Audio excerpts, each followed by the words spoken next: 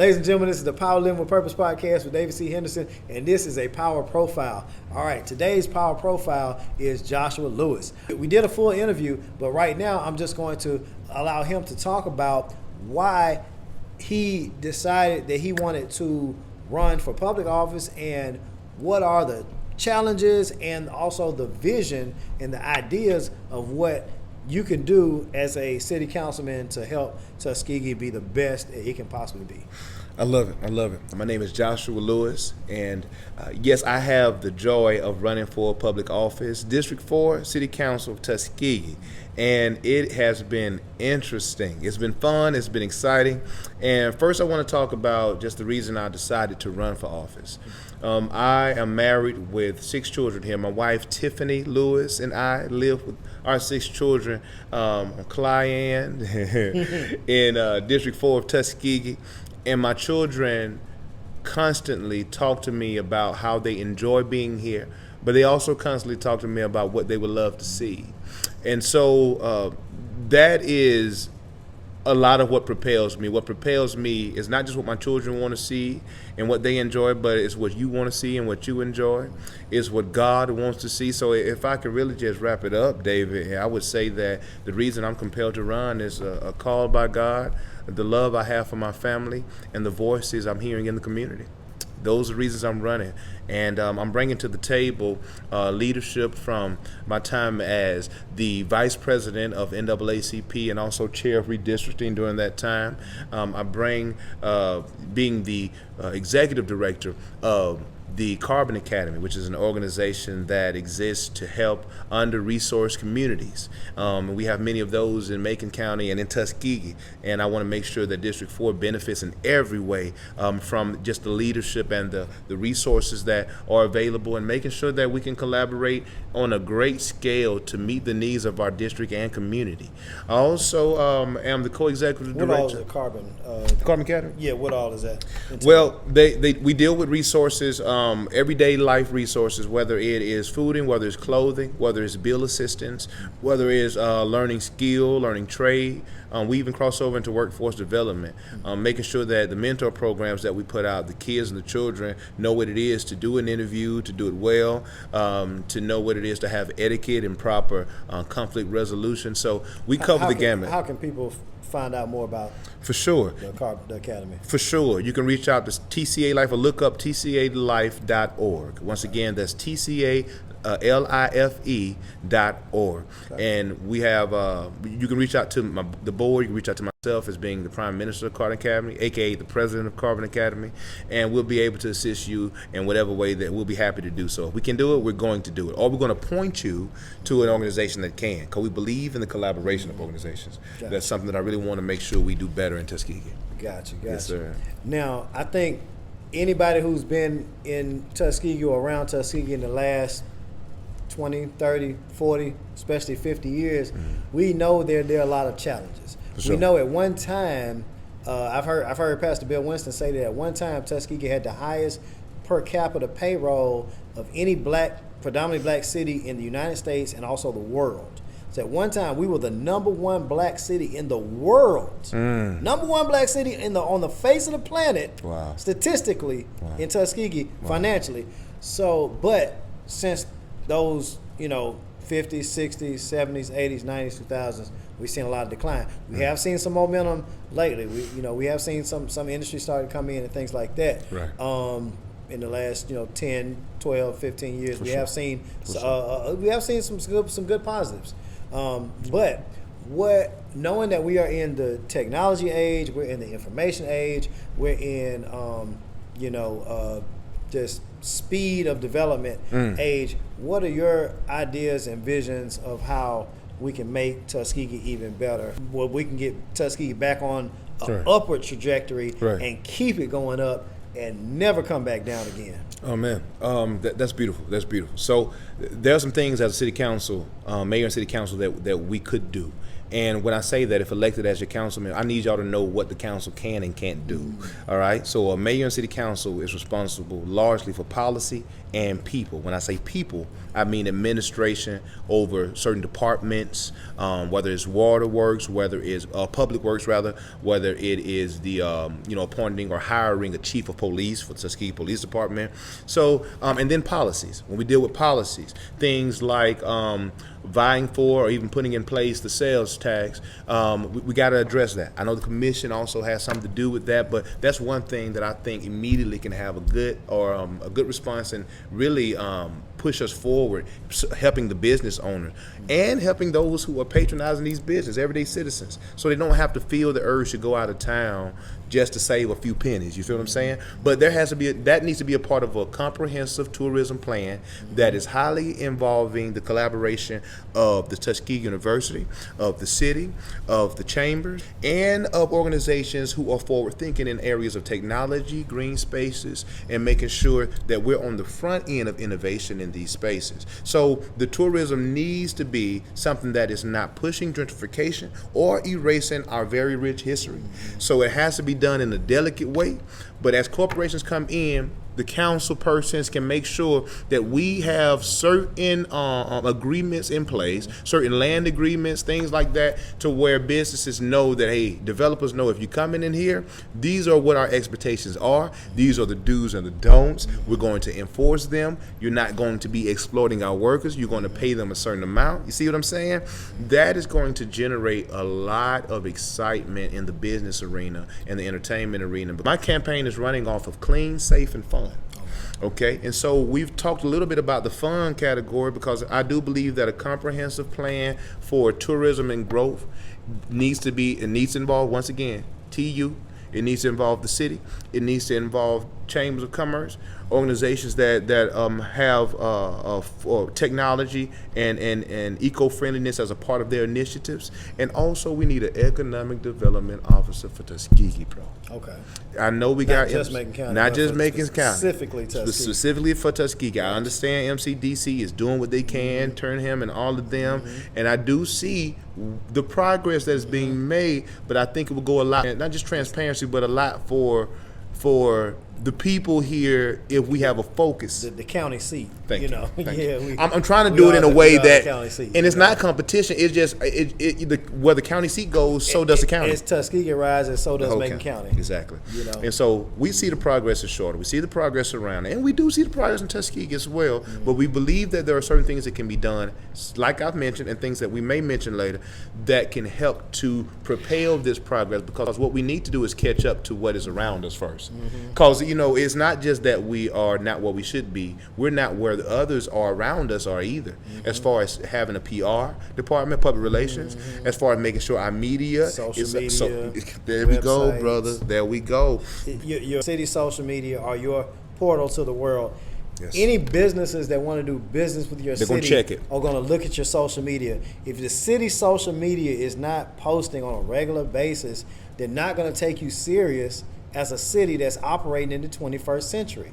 If the city's website is not updated and the social media is not active, no businesses are going to really take you serious if they want to do high-level 21st century business. Because you look like you're still stuck in the 20th century, doing everything by paper and in person and all that type of stuff. You have to have a better representation online. This is facts. What he said is facts. The last 2 years, I must say, because I was very vocal about the need and on the levels Macon County and the city level about the need for us to progress in social media and public relations in general. However, in the last year, I have seen the website have an upgrade on a lot of accessing information that previously was unavailable via the website. And so I appreciate what Fatima Clark is doing now and what others have been trying to do. Maybe folks have been trying to do things and whatever, but that still does not take away from the need for further progress and much growth. And so a part of I'm talking about retaining and getting folks to come and live here and come and stay here and coming to play here, because we need a great return. We had a great exodus, right? and we've been having a great exodus, but we need a great return. And I think it would be nice as a part of that comprehensive plan for tourism and economic development for us to have, and I've already reached out or plan to reach out to some of these individuals, but stakeholders, and I say stakeholders, I mean people who have, this includes people who have been here and had great success and are enjoying that success now. I wonder how much more they could give back. Not saying they're not, but if we could present it in a way that can show, you know, that this is what we desire, this is what can happen. I'm wondering who would be able to say, hey, Lionel Richie, hey, you know, Torrin Joyner's family, hey, these individuals, can we do something that push and that propel you know, our economic development here. And maybe there's some talk underway, but I just, like I said, these things, we got to look at what we have. And what we have are people who are still alive, who have ideas, who have funds, who have the fame. And, you know, and speaking on ideas, fun, and fame, we're going to need to catch up with this whole Creator Lab situation.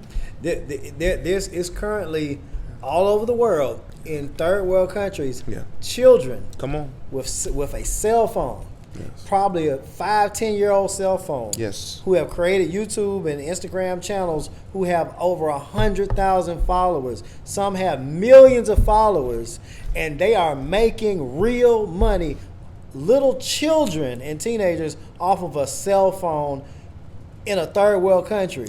So we're sitting here, most people probably have a cell phone in Tuskegee, Benton County. For sure. All you gotta do is cut it on and press record, like what we're doing right now. You cut it on and press record, you can grow as a content creator. As a city, the city can have workshops, have someone come in and teach everyone who wants to be a content creator, who's a child, who's a teenager, who's a young adult, who's a senior citizen. You got some senior citizen channels that are in the tens of millions of followers. And there's senior citizens that are doing stuff for the camera. They're having fun. They're doing great, making great content. And you can make a living pressing record on your phone or your laptop and recording something. It's not going anywhere. So content creation is it's a $1 trillion industry at this point. There's $1 trillion available online for people who press record. As a city, we can be pushing that. You know, we can have a kindergarten, first grade, second grade, third grade, fourth grade, fifth grader, all the way to K through 12. We can have, that's 13 grades. We can have 13 kids with 100,000 followers with making just as much money as their parents, just by pressing record on the phone. So we have to have a content creation economy. We can have a content creation economy. You know what I'm saying? We can create a couple millionaires right here in town just off of content. You know what I'm saying? In entrepreneurship, you can start a business based on from your laptop, sell something worldwide, drop ship, whatever you do, learn how to invest some money, and now we got more millionaires right here in town that came from nothing, that we didn't have to depend on a big company to come in. We started from the internet, from a cell phone, from a laptop. And the city can push that. That could be the bricks, and use the city social media to instruct. That could be the bricks. That's all we're looking for is bricks. When I say we're looking for bricks, I'm talking about the you know, what did Booker T. Washington and the crew, when they built their school, they didn't just build the brick, they sold these bricks. They made it out of the red clay. They looked at the dirt and got it out the mud. Got it out the mud, made bricks, and sold either 100,000 bricks a year or 100,000 bricks a month was being sold out of Tuskegee all across the world and all across the country. And that's what built Tuskegee University.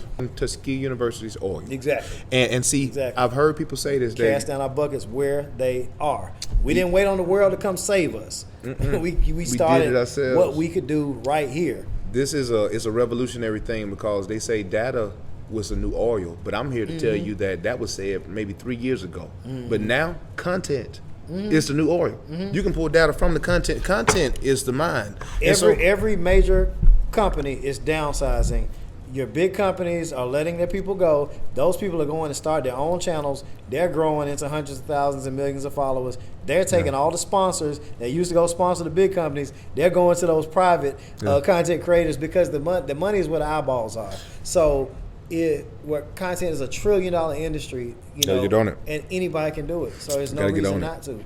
So we have the people and the skills here to push for that, and I think we need to. I know that there are some individuals who have their photography studio and video studios that they have been had for a couple or a few years, even more than that now, and we want to support them as well. But how much more can the city support business owners like those if they have their own PR, media, content creation, where they are pushing this technology in collaboration, like I said, with TU and those who are able to help to push this vision. So these are things that are non-negotiables moving toward the future. If you want to be a Tuskegee that is thriving and moving, surviving first, but thriving and moving forward, And technology got to be there. And in terms of the projections for the future, where there's going to be more electric vehicles, more solar powered homes, more things like that. More AI assistants and jobs. Right, AI, with all of that. Have you been making plans and ideas towards those higher level technologies? Yes, no. The workforce development with that as the crux of it. That should be the focus of our workforce development crew, not to push away from traditional trades now. Robotics, but you got to add stuff. that to your plumbing and your electrician and your engineering. You have to have the engineering leads into the robotics and things of that nature. You have to push that. So when we talk about workforce development, we're no longer only talking about fitting people for the plant life or the meals, as you call them back in old block, or fitting them for traditional customer service roles. You have to also step into the world of technology, of VR, of robotics, because and the city can bring people in to teach these things, seminars, open them up to the public. Come on, everybody come on in, grab a seat or stream it so everybody can learn. Yes. And these are things that we've already begun to implement at Light City, just a church that's out the way in here in Macon County. We could do this as a district, and so you're not talking to somebody who hasn't pondered these things or have not even implemented. We've implemented and are implementing these things. So we deal with that kind of workforce development. Matter of fact, I was put on game by our brother here. I'm just gonna keep it real. I gotta shout you out because we was talking about this same thing a couple of weeks ago, and he mentioned the idea of a futurist and how it would be, how in the future, you look at it now, when we talk about a futurist, you're talking about someone who understands the need for things to progress. It's a certification. Come on. I'm gonna get it. But you can become a certified futurist, and you're trained in predicting the trends of the next 10 years. And you do CEUs every year to stay up to date with all the current technology. It's like a super sociologist, man. It's a certification. It's so deep, and so if I get that futurist certification, it's on. But watch this. But no, so that lets you know where that's a temperature gauge of where society is. That exists. You see what I'm saying? Because something like that exists, that lets you know, man, we're living in the future. Man, we're living in the future.